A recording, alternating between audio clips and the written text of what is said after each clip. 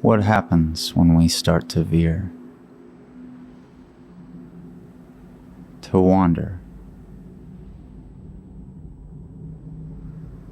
To allow our freedom to take us somewhere we didn't intend to go?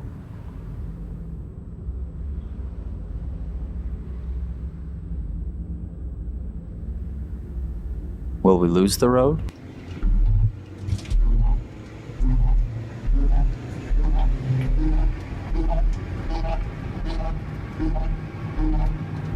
Or is there a way to find it again?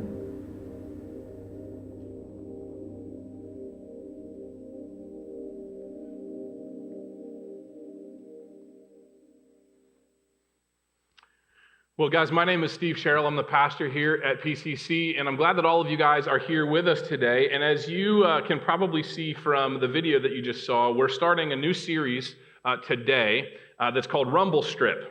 And before we jump into the new series, Rumble Strip, I want to first just take a little bit of a moment here to say thank you to everybody who served here last week on Easter.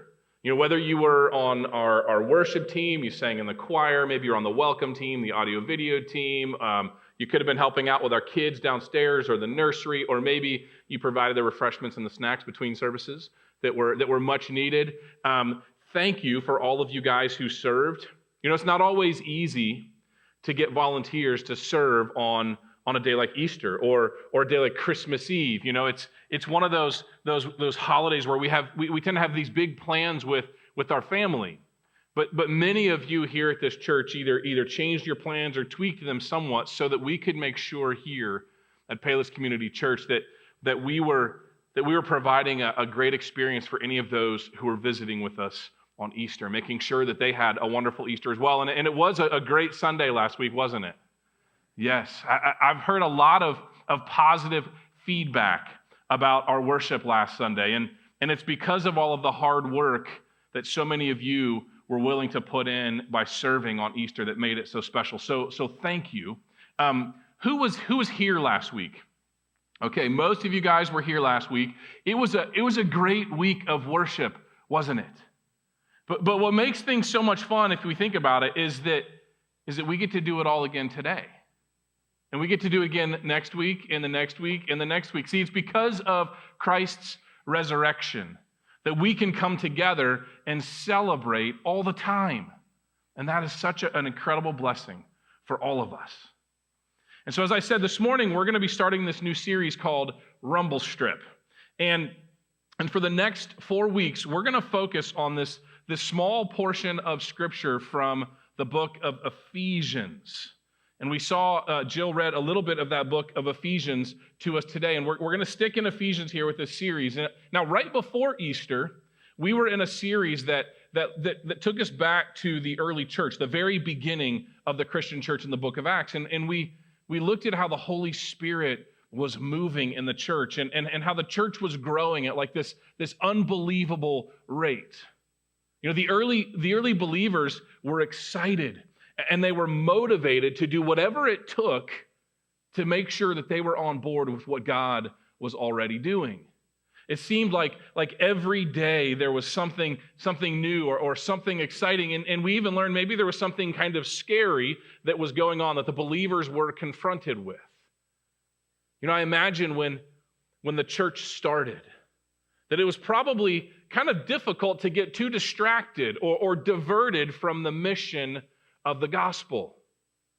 But as the church grew and local churches started in new towns and in new countries, it became important for there to be some sort of instruction, right, on how to live and how to grow more like Christ every day. You know, it's not much different than today. You know, when people first become a Christian, it's exciting. There's this newness and freshness, and then you know, you're in this spot where you're consumed with wanting to learn and grow and know more about what it is that God has done for you through Jesus Christ. And then there comes a time for most when life and faith sort of stop to mix and stop mingling the way that they're supposed to. Now, today, what I want to do is I want to look at how we sometimes drift in our faith. See, because we allow there to be a disconnect between our life and our faith. And so over these next few weeks, we're going to look at ways that we can protect ourselves from letting the two disconnect. And so Ephesians is this book that was written by the Apostle Paul. And he's written this to the church in the city of Ephesus. Now, Paul actually ministered in Ephesus longer than any other place that he ministered. He lived and preached in Ephesus for 3 years. And after he left the city of Ephesus, he eventually ends up in prison. And while Paul is in prison, he writes letters to the different churches that have started. And this is where he writes the letter to the Ephesians. He writes it from prison. And since we're going to be in the book of Ephesians here for a little bit of time, what I want to do is I want to encourage all of you to read the entire book of Ephesians throughout this series. And you're like, oh man, I got to read a whole book. Okay, look, Ephesians is only 6 chapters long, which means you can read like a chapter and a half a week. Or if you need to break it down a little bit more, it's actually only 155 verses in the entire book of Ephesians. And so you could read 39 verses a week. It's 3,022 words. And so you could read 766 words a week, or if you broke that out just in 5 days a week, 152 words a day, and you'll read through the whole book of Ephesians. So what I'm really saying here is that this is totally doable, and you have no excuse for not doing it. Let's read Ephesians together as we go through this series. And so how many of you know what a rumble strip is? Who knows what a rumble strip is? Yeah, okay, most of you, especially if you're a driver, you know what a rumble strip is. You've seen them on the road, or perhaps you've run over a rumble strip on accident, or if you're like me, maybe you've done it on purpose. See, my wife, Katie, she has this incredible ability to fall asleep in a moving car. And so anytime we're like on a road trip, I may as well be by myself because she is out. And so there have been times that as my wife is just barely falling into sleep, that I will purposely run over the rumble strip to startle her awake. Now, sometimes it's because I'm just jealous that I can't sleep in cars. And other times it's because I really would prefer to have some company.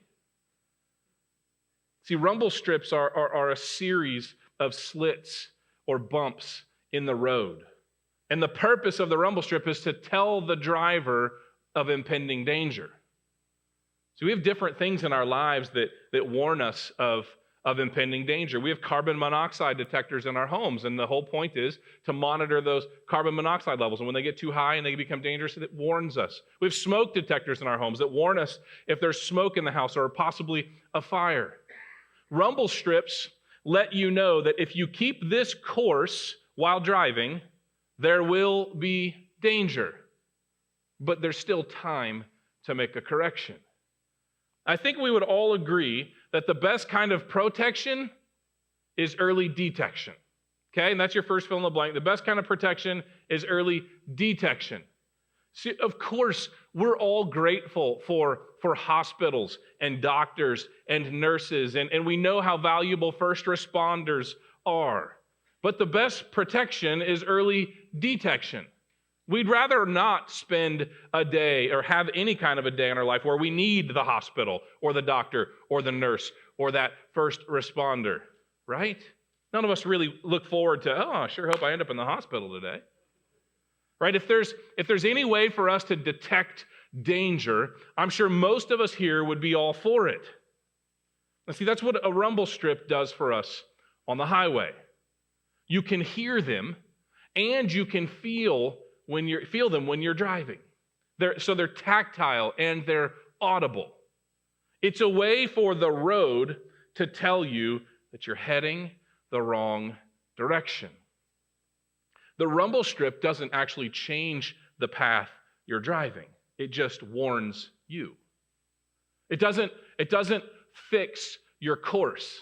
It just tells you that if you don't fix your course, you're going to be in trouble. It's a warning that's both audible and tactile.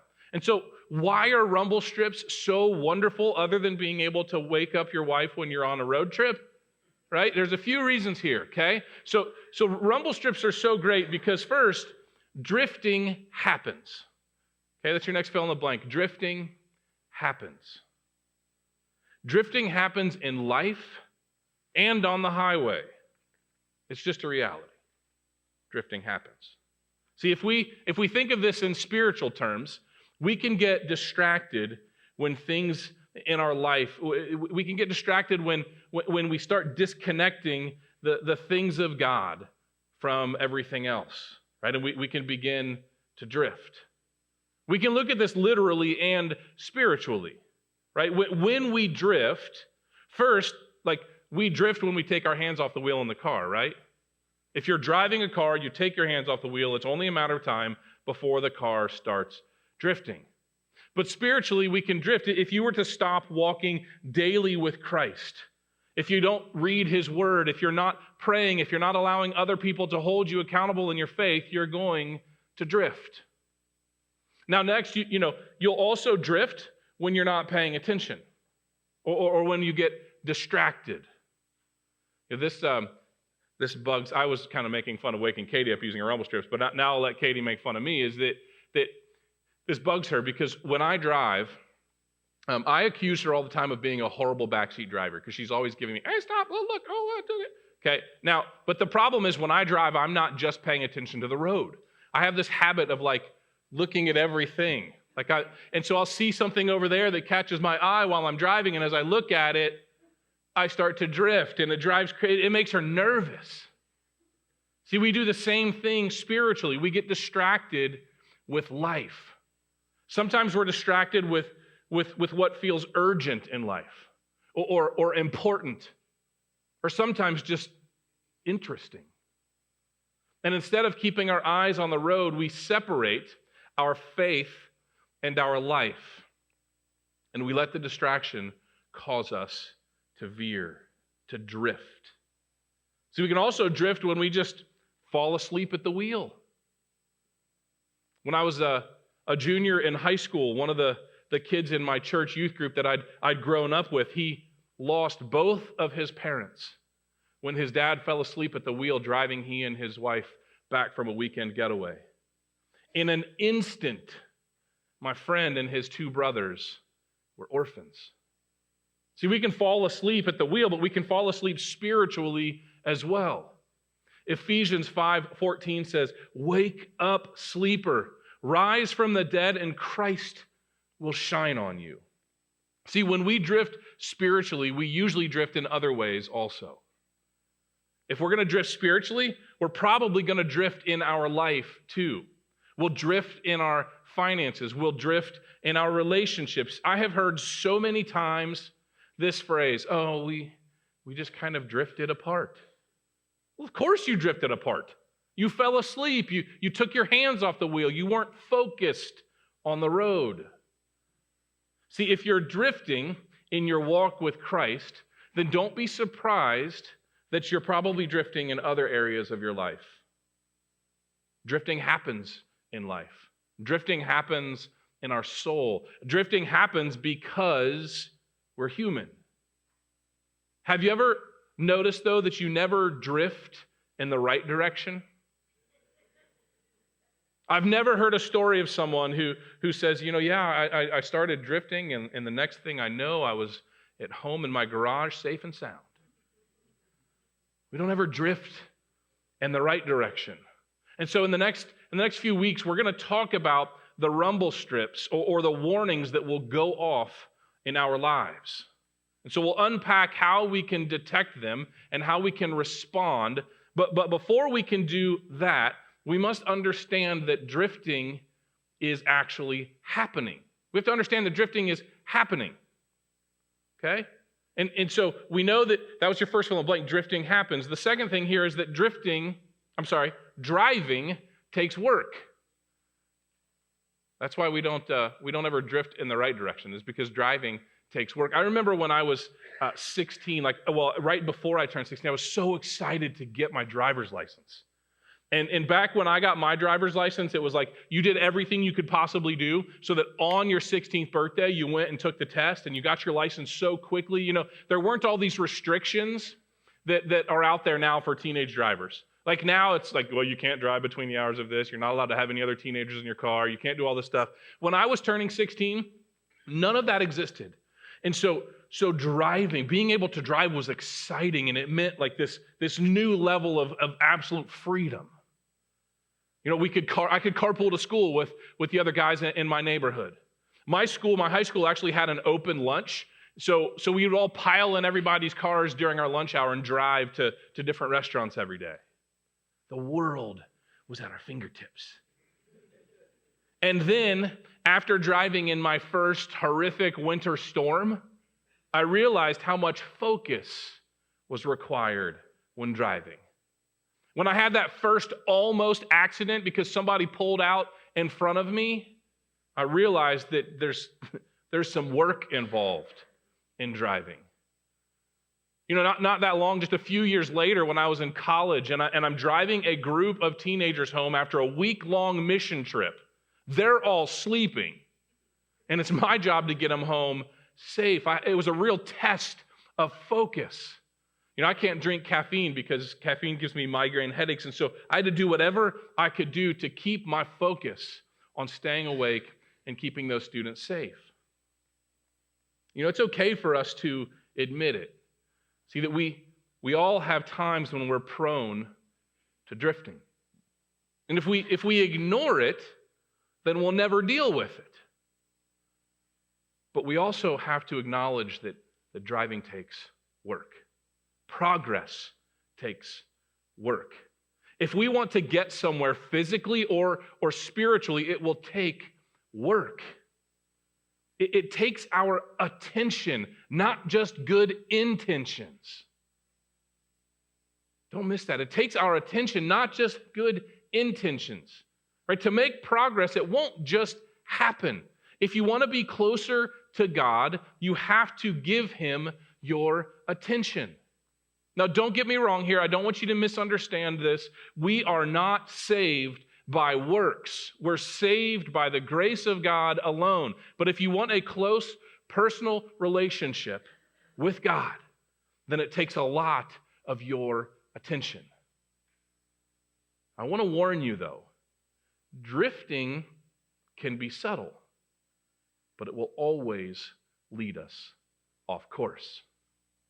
You know, you may be sitting here thinking, I have a pretty wonderful relationship with God.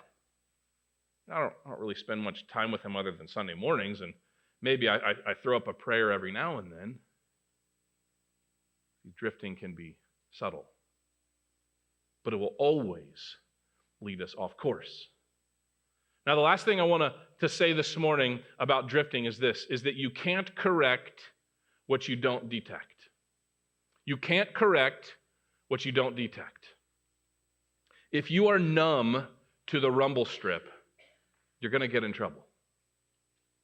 If I constantly drove every time I was in the car with one set of tires on the rumble strip, then it's not going to wake my wife up anymore. You know, there's this pretty cool section of a highway on Route 66 where they've done something fun with a small portion of the rumble strips. And I have a video that I want to show you.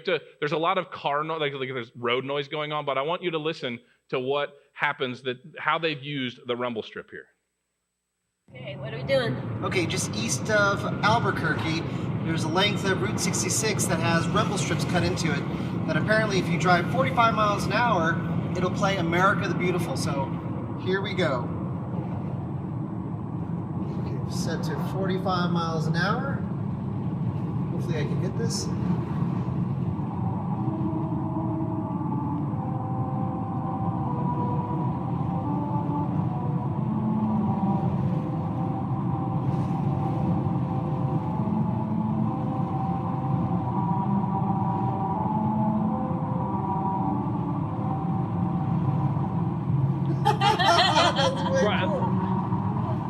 Now that's pretty cool. Somebody decided to cut the rumble strip so that it plays America the Beautiful. And I love the creativity that people have in this world. But if we did that with all of the rumble strips, then they would no longer be something that warns us of this impending danger, right? Because we'd be immune to what they're trying to tell us. They're trying to hit them. Hey, let's hit the rumble strips. But rumble strips are there to warn us of impending danger. You know, I sort of keeping this car theme going. It's like car alarms. Now, some of you, like me, are old enough to understand when no cars had alarms. And then all of a sudden, the car alarm thing started to be cool. And it was either that somebody installed one of those like sirens in their car, or it was where the horn would start honking. And when car alarms first became a thing, what happened? Every time we heard one of those sirens go off or the horn honking, we're all like running to the window, like, who's breaking into the car? Like you're trying to catch the thief in the act. Now, what happens when we hear a car alarm go off? We're like, would somebody please shut that stupid thing off? Right? See, if the things in our lives that are sent to warn us spiritually become too familiar, we can grow too accustomed to tuning them out. And you can't correct what you don't detect. And so over the next 3 weeks, we're going to talk specifically about how we can be aware of the rumble strips in our lives. And some of you here may already be wondering if there's some rumbling that's happening for you, right? You think God may be trying to get your attention. You sense and you feel God moving in your life in a specific area and guiding you. And over the next few weeks, we're gonna talk about how we can hear the rumble strips in our life, how to hear where God is trying to lead you down the road. Maybe you already know where God has been rumbling in your life. And this series is just an affirmation to get back on the right path. But maybe you're here and you don't know where you're off course. My prayer is that God will show up through this series, leading all of us over the next few weeks to understand where we may be heading toward impending danger, to bring us back on the road that leads to life.